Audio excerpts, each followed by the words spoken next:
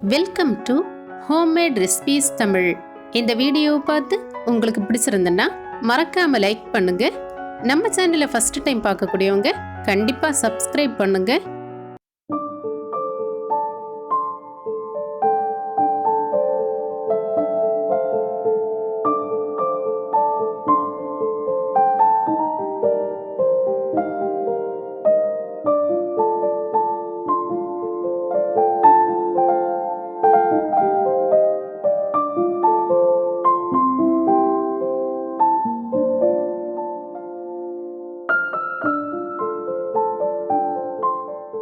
Samosa sheet ready பண்ணும்போது cut பண்ணி மாவை வேஸ்ட் பண்ணாமல் இதுவரை யாருமே சொல்லித்தராத ஒரு புதுவிதமான மெத்தடில் பிகினர்ஸ் கூட ரொம்ப ஈஸியாக ரெடி பண்ணக்கூடிய அளவுக்கு ஒரு ஹோம்மேட் சமோசா ஷீட் எப்படி ரெடி பண்ணுறதுன்னு இந்த வீடியோவில் நம்ம பார்க்க போகிறோம்.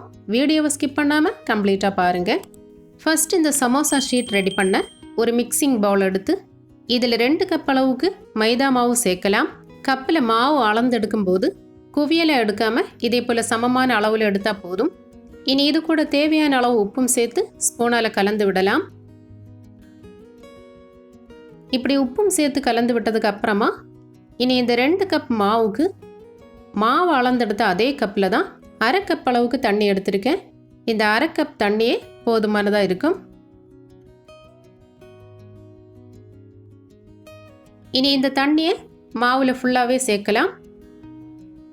இப்படி தண்ணியும் சேர்த்ததுக்கு அப்புறமா ஒரு ஸ்பூனால் இதை நல்லா கலந்து விட்டதுக்கு அப்புறமா கையால் இந்த மாவை நாம் பிசைஞ்சு எடுக்க போகிறோம்.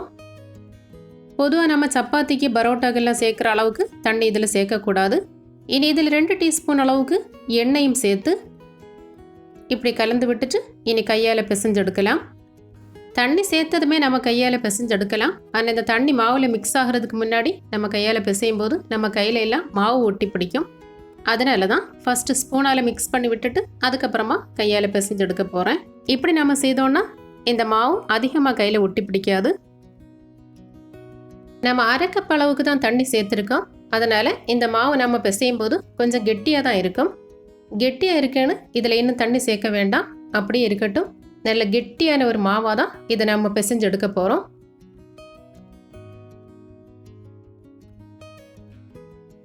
இந்த அளவுக்கு பிசைஞ்சு எடுத்ததுக்கு அப்புறமா இனி இந்த மாவு மேலே கொஞ்சமாக எண்ணெய் தடவி இந்த பவுலை மூடி போட்டு அப்படியே ஒரு 1/2 மணி நேரம் வைக்கலாம். இப்படி எண்ணெய் தடவி வைக்கும்போது இந்த மாவு காஞ்சி போகாமல் நல்லா இருக்கும். தேங்காய் எண்ணெயோ சன்ஃப்ளவர் ஆயிலோ சேர்த்து இப்படி தடவி விட்டால் போதும். ஒரு 1/2 மணி நேரத்துக்கு இந்த மாவை நாம் மூடி வைக்கலாம்.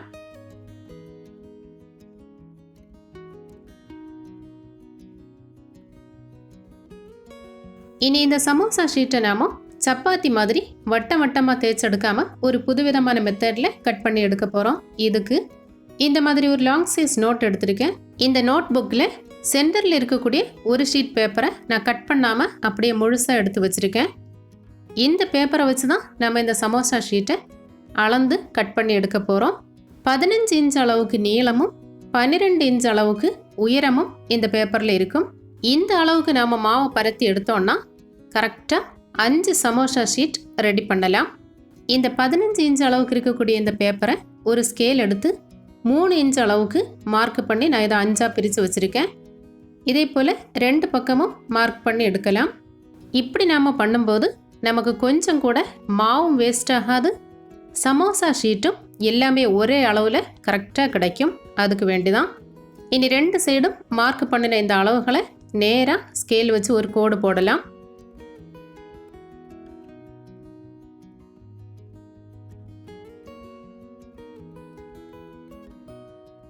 இப்போ உங்களுக்கு புரிஞ்சிருக்கும்னு நினைக்கிறேன். இதே போல் மாவை பரத்தி எடுத்து இதே போல் நம்ம கட் பண்ணியும் எடுக்க போகிறோம். இந்த பேப்பர் ஒரு பக்கம் இருக்கட்டும். இனி நம்ம பிசைஞ்சு வச்ச இந்த மாவை எடுத்து இந்த மாவை நாம் 2ஆக பிரிக்க போகிறோம். இதை ஒரு கத்தியால் ஒரே அளவில் 2ஆக கட் பண்ணி எடுக்கலாம். ரொம்ப பெரிய சைஸாக நம்ம தேய்ச்சி எடுக்க போகிறதுனால இந்த மாவை நம்ம 2ஆக பிரித்து எடுத்துருக்கோம். இந்த 2 பங்கு மாவையும் நம்ம ஒன்றா தேய்ச்சி எடுக்கலாம். ஃபஸ்ட்டு இந்த ஒரு உருண்டை மாவை எடுத்து இதில் கொஞ்சமாக மைதா மாவு தூவி இந்த சிலிக்கான் ஷீட்டில் ஃபுல்லாகவே பரத்தி எடுக்கலாம். சிலிக்கான் ஷீட் இல்லைன்னா கிச்சன் கவுண்டர் டாப்பை நல்லா க்ளீன் பண்ணி விட்டுட்டு இந்த மாவை பரத்தி எடுத்தால் போதும். மாவை பரத்தி எடுக்கும்போது சப்பாத்தி மாதிரி கனமான சைஸாக இல்லாமல் எந்த அளவுக்கு நைஸாக பரத்தி எடுக்க முடியுமோ அந்த அளவுக்கு நல்ல நைஸாக தான் பரத்தி எடுக்கணும். சமோசா ஷீட் வந்து வெயிட்டே இருக்காத அளவுக்கு நல்ல நைஸாக பரத்தி எடுக்கணும். நான் இப்போது இந்த அளவுக்கு பரத்தி எடுத்தாச்சு. இனி நாம் எடுத்து வச்சுருந்த இந்த பேப்பரை இந்த மாவு மேலே வச்சு பார்க்கலாம். இப்போது இந்த பேப்பரும் நான் பரத்தி வச்ச இந்த மாவும் கரெக்டான அளவில் இருக்குது. இனி இந்த ஓரங்களில் இருக்கக்கூடிய மாவையெல்லாம் கத்தியால் கட் பண்ணி எடுக்கலாம்.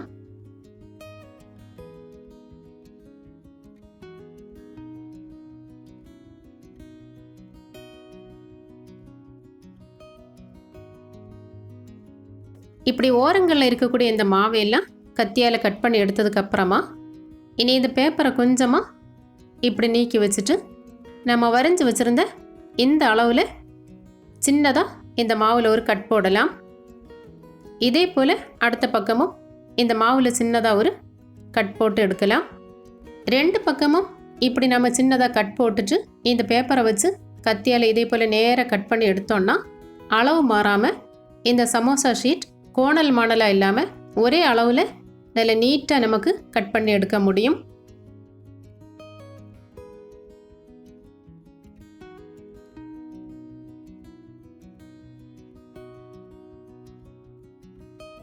அவ்வளோதான்.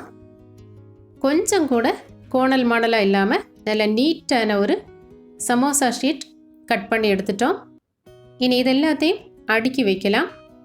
கரெக்டாக 5 சமோசா ஷீட் நம்ம பரத்தி கட் பண்ணி எடுத்துருக்கோம். இனி இதை நாம் ஒரு தோசை தவாவில் போட்டு லைட்டாக வாட்டி எடுக்க போகிறோம். சுட்டெடுக்க வேண்டாம், லைட்டாக வாட்டி தான் எடுக்க போகிறோம். அதுவும் ஒரு பக்கம்தான் வாட்டி எடுக்க போகிறோம், இன்னொரு பக்கம் வேக வைக்க போகிறது கிடையாது. எவ்வளோ நீட்டாக கட் பண்ணி எடுத்துருக்கோம் பார்த்தீங்களா? இனி இந்த 5 சமோசா ஷீட்டையும் நம்ம இப்படி ஒன்றா சேர்த்து அடுக்கி வச்சு தோசை தவாவில் போட்டு லைட்டாக வாட்டி எடுக்கலாம். சின்ன தோசை தவான்னா இந்த மாவை நம்ம அப்படியே போட்டு வேக வைக்க முடியாது.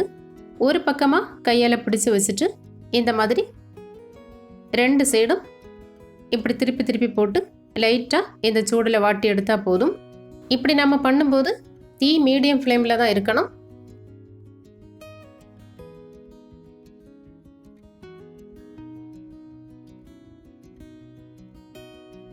ஒரு பக்கம் வெந்ததும் சமோசா ஷீட்டை இப்படி ஒன்றொன்னா நம்ம பிரித்து எடுக்கணும். ஒரு சைடு தான் வேக வைக்கணும், இன்னொரு சைடு வேக வைக்கக்கூடாது. இனி திரும்பவும் திருப்பி போட்டுட்டு இன்னொரு சமோசா ஷீட்டை அப்படியே பிரித்து எடுக்கலாம். இதே போல் எல்லாத்தையும் திருப்பி திருப்பி போட்டு வேக வச்சு ஒன்றொன்னா எடுத்தால் போதும். ரொம்ப ஈஸியான ஒரு மெத்தட் தான்.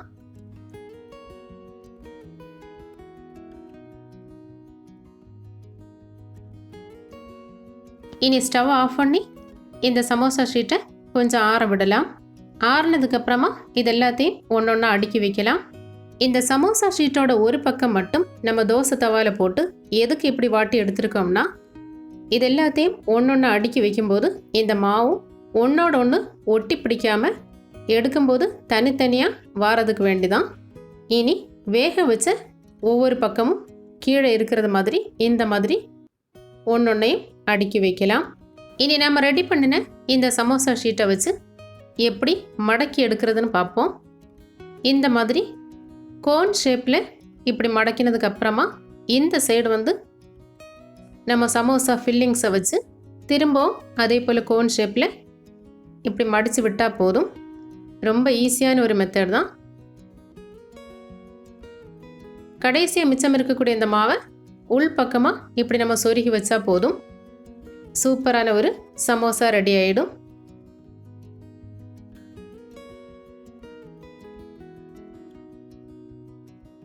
இந்த ஹோம்மேட் சமோசா ஷீட் வச்சு எப்படி சமோசா ரெடி பண்ணுறதுன்னு இன்னொரு வீடியோவில் பார்க்கலாம். இப்போ நம்ம இந்த மாவு பிரிச்செடுத்தா கூட கொஞ்சம் கூட வெடிப்பில்லாமல் இந்த மாவு நல்லா நீட்டாக இருக்கும். இனி மிச்சம் இருக்கக்கூடிய மாவையும் இதே போல் சமோசா ஷீட் ரெடி பண்ணி எடுத்து வைக்கலாம். இப்போ நம்ம எடுத்து வச்சுருந்த இந்த எல்லா மாவுலேயும் சமோசா ஷீட் ரெடி பண்ணியாச்சு. மொத்தமாக 10 சமோசா ஷீட் ரெடி பண்ணி எடுத்திருக்கோம். இந்த 10 சமோசா ஷீட் ரெடி பண்ணும்போது இதோட ஓரங்கள்ல இருந்து நம்ம கட் பண்ணி எடுத்த இந்த மாவை இனி அடுத்ததான் இதே போல் திரும்பவும் உருண்டை பிடிச்சு மாவு பரத்தி எடுத்து திரும்பவும் நாம சமோசா ஷீட் கட் பண்ணி எடுக்க போகிறோம். மாவை பச்சையாக இருக்கும்போதே நம்ம இப்படி கட் பண்ணி எடுத்தால் தான் நமக்கு மாவு வேஸ்ட் ஆகாமல் இதே போல் எல்லா மாவுலேயும் சமோசா ஷீட் ரெடி பண்ண முடியும். மாவை வேக வச்சதுக்கப்புறமா நம்ம கட் பண்ணினோன்னா அந்த மாவெல்லாம் வேஸ்ட்டாக போயிடும்.